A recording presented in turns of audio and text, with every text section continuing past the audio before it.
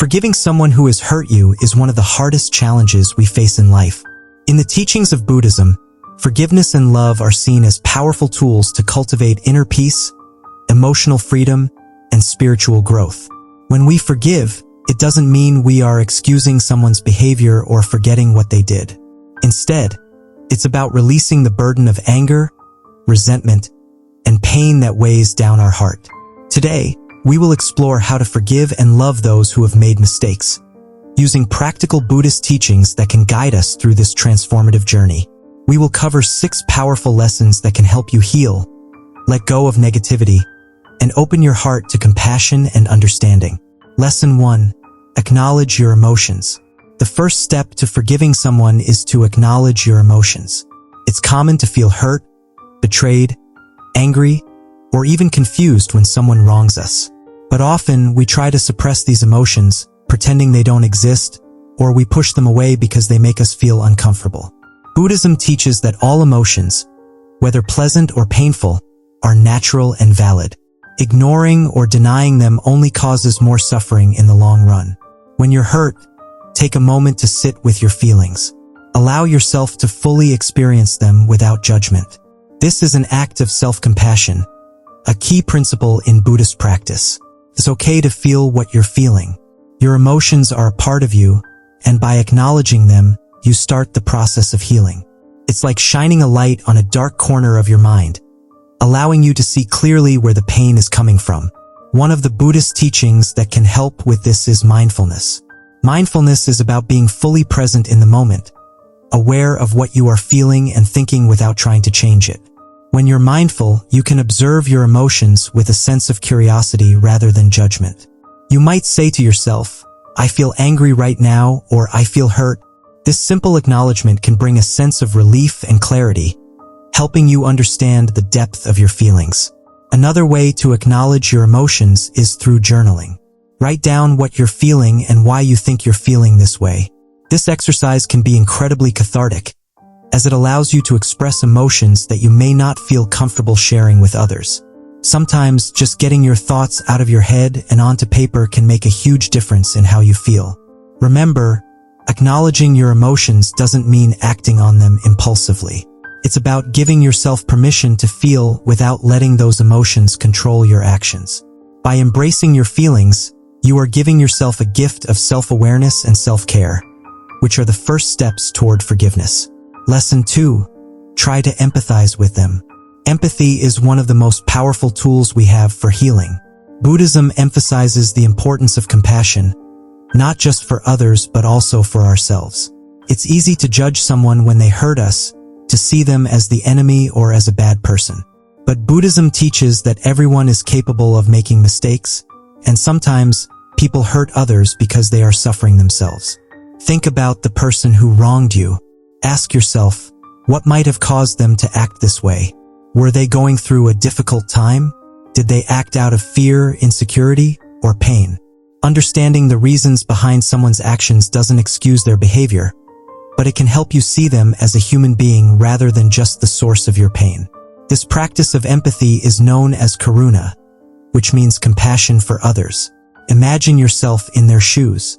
This doesn't mean you have to agree with what they did, but it can help you soften your heart toward them. Everyone has a story, and sometimes that story is filled with pain and struggle that we know nothing about. Try a simple meditation practice to cultivate empathy. Sit quietly and bring to mind the person who hurt you. Visualize them as a child who is lost, scared, or hurt. Imagine sending them love and understanding, just as you would comfort a friend who is suffering. This can be difficult at first, especially if the wound is still fresh, but with time, it can transform your feelings toward them. Empathy is not about letting someone off the hook. It's about freeing yourself from the chains of anger and resentment. When you understand that hurt people often hurt others, it becomes easier to let go of your judgment and embrace forgiveness. By seeing the humanity in others, you allow yourself to heal and move forward with a lighter heart. Lesson 3. Communicate honestly. One of the greatest teachings of Buddhism is the practice of right speech. This means speaking with honesty, kindness, and intention. If someone has hurt you, It can be incredibly healing to express your feelings in an honest and respectful way. Holding on to your pain in silence can create a barrier between you and the person who wronged you, as well as others around you. Before you communicate, take a moment to reflect on what you want to say. Buddhist teachings encourage us to speak only when our words are true, necessary, and kind. This doesn't mean sugarcoating your feelings, but it does mean being mindful of how your words might affect the other person. Aim to communicate in a way that fosters understanding rather than conflict. You might start by using I statements to express your feelings. For example, I felt hurt when you did this instead of you hurt me. This shifts the focus from blame to how you felt, which can help the other person understand your perspective without feeling attacked. Honest communication is not about proving who is right or wrong. It's about opening the door to understanding and healing. If it's difficult to speak directly to the person, you might consider writing a letter. You don't even have to send it. Sometimes, just the act of putting your thoughts and feelings into words can be incredibly freeing. It allows you to process your emotions and release some of the weight you've been carrying. Remember, honest communication doesn't always lead to reconciliation, and that's okay.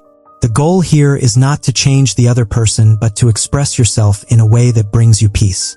By communicating honestly, you honor your own feelings and take an important step toward letting go of the hurt. Lesson 4. Practice letting go. Letting go is one of the most challenging yet rewarding practices in Buddhism. Holding on to anger, resentment, and grudges only keeps us trapped in a cycle of suffering. The Buddha often spoke about the importance of releasing attachments to find inner peace. This doesn't mean forgetting what happened or pretending everything is okay, but rather, it's about releasing the emotional grip that the past has on you. One way to practice letting go is through meditation. Imagine the person who hurt you and visualize them as a cloud passing in the sky. See your anger, pain, and resentment as dark clouds that slowly drift away. With each breath, let go of a little more of the hurt. This visualization can help you release negative emotions that are weighing you down. Another powerful practice is metta, or loving kindness meditation. Sit quietly, close your eyes, and repeat the phrases. May I be happy. May I be healthy. May I be safe. May I be at peace. Then extend these wishes to the person who wronged you. May they be happy. May they be healthy. May they be safe. May they be at peace. This practice may feel difficult at first, especially if you're still hurt. But over time, it can soften your heart and help you release the burden of anger. Letting go is not a one-time event, but a continuous practice. Every time a negative thought or memory arises, remind yourself that holding on to it only causes you more suffering. Choose to release it not for their sake, but for yours. By letting go, you reclaim your power and open yourself up to a life filled with more peace and joy. Lesson 5. Focus on positive qualities. Buddhism teaches us that what we focus on grows. If we constantly think about the negative actions of others, we'll find ourselves trapped in a cycle of bitterness and resentment. But if we make a conscious effort to focus on the positive qualities of those who hurt us, we can change our perspective and ultimately our experience. Think about the person who wronged you. Is there anything good about them? Maybe they have a sense of humor, are kind to others, or have helped you in the past. It can be hard to see the good in someone who has hurt you, but remember that no one is entirely good or bad. By focusing on their positive traits, you can begin to shift your perspective and let go of some of the negativity. This practice is not about ignoring the harm they caused, but rather about finding a balanced view. It's about seeing the full picture of who they are, which can help you move from a place of anger to a place of understanding. When you focus on their good qualities, you're not doing it for them. You're doing it for yourself to free your mind from the grip of negativity. You can also extend this practice to yourself. Forgiving someone else often starts with forgiving yourself for holding on to anger or resentment. Focus on your own positive qualities too. Acknowledge your strength, your kindness, and your willingness to grow. This will not only help you forgive others, but will also cultivate self-compassion. By choosing to focus on the good, you create a space for healing and love to flourish. It's a powerful way to transform your heart and mind, making it easier to forgive and move forward. Lesson 6. Set boundaries. Forgiving someone doesn't mean allowing them to continue hurting you. One of the most important lessons in Buddhism is the concept of right action, which includes taking care of yourself and protecting your well-being. This is where setting boundaries comes in. Setting healthy boundaries is an act of self-respect. It's about communicating your needs and protecting your emotional and mental health. It doesn't mean you're angry or holding a grudge. In fact, clear boundaries can actually improve your relationships by making them more honest and respectful. When setting boundaries, be clear and firm. You might say, "I need some space right now," or "I'm not comfortable discussing this topic." The key is to be respectful but also assertive. You have the right to protect yourself from further harm, and setting boundaries is one way to do that. Buddhism teaches us to be compassionate, but that compassion must also extend to ourselves. It's okay to distance yourself from people who continue to hurt you. Forgiveness doesn't mean you have to welcome them back into your life with open arms. It's about finding peace within yourself, regardless of what the other person chooses to do. Remember, setting boundaries is not about closing your heart, but rather about opening it in a way that honors your own needs and well-being. It's about creating a space where you can continue to grow, heal, and live a life filled with peace and happiness. Forgiving and loving those who have wronged us is not easy, but it is possible. Buddhism offers us the tools and wisdom to navigate this challenging journey. By acknowledging our emotions, practicing empathy, communicating honestly, letting go, focusing on the good, and setting boundaries, we can learn to forgive and find peace. These teachings are not just about others, they're also about healing ourselves. Remember, forgiveness is not a gift to others but a gift to yourself. It's about freeing your heart from the chains of anger and opening yourself up to a life of compassion, peace, and joy. May these lessons inspire you to embrace forgiveness and love, not just for others but also for yourself.